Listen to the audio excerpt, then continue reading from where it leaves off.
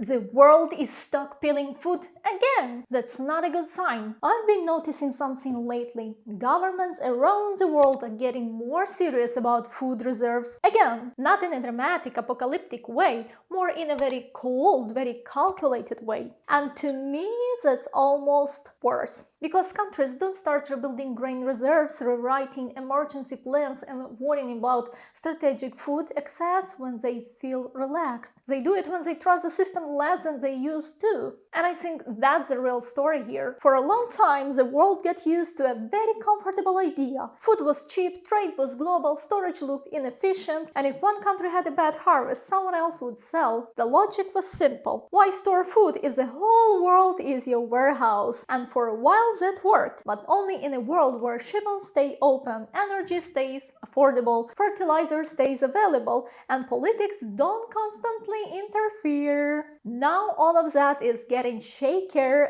at the same time. What I think is changing? This is bigger than food prices. What's changing is trust. Countries are looking at the world and realizing that the food is not just about farms. It depends on fuel, on fertilizers, on shipping routes, on trade policy, on whether governments suddenly restrict exports, on whether stay contained, on whether weather remain predictable. And once you see that clearly, stockpiling stops looking paranoid. It starts looking rational. Look at Europe. The EU is treating food security more seriously with crisis planning, stress testing, and growing focus on resilience. Sweden is investing in food contingency reserves, Norway has restarted grain stockpiling, and Finland never really abandoned the logic of strategic reserves in the first place. For years, that looked a bit excessive.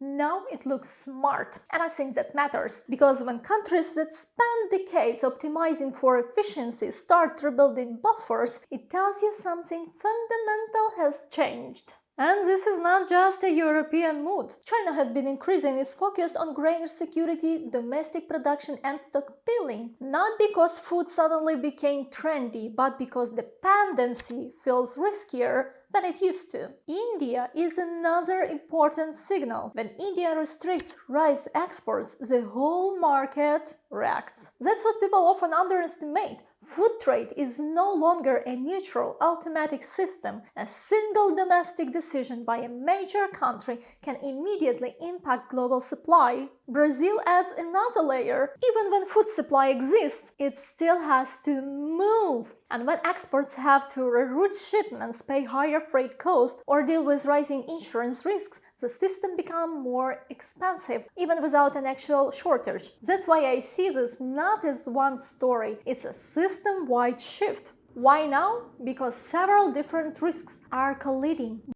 Is one of them. The Russia-Ukraine showed how quickly a major agricultural exporter can turn from a supplier into geopolitical risk. Climate volatility is another, but harvests are no longer rare exceptions. Droughts, floods, and heat waves are making production less predictable. Trade intervention is also back. Countries restrict exports, diversify suppliers, build reserves, try not to be the one left exposed when everyone else becomes defensive. And then there is Middle East. Not the whole story, but definitely a part of it. A large share of global oil flows through the Strait of Hormuz, so every time the tensions rise around Iran and the region, markets react immediately. And food might seem unrelated at first, but it isn't. The food depends on fuel, on fertilizers, on transportation, on shipping costs, on infrastructure costs. So when energy becomes less stable, food becomes less stable too. Not because crops suddenly disappear overnight, but because the entire system supporting food becomes more fragile and more expensive.